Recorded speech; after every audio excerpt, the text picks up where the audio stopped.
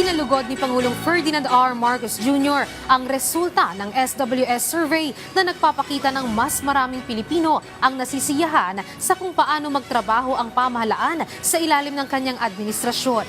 Pero sa kabila niyan, nakikita ito ng Pangulo bilang hamon para mas pagbutihin pa ang serbisyo. Tunay umanong nakakaengganyo ang positibong ratings, pero mas mananatili na tutok ang pamahalaan sa mga pangunahing sektor para matupad ang pangako ng kanyang administrasyon sa publiko. Tuloy lang ang pagsisikap ng gobyerno, hindi para sa popularidad, kundi makapagbigay ng tunay at epektibong serbisyo para maiangat ang antas ng pamumuhay ng mga Pilipino at mapagtibay ang buong bansa para sa mas masaganang kinabukasan.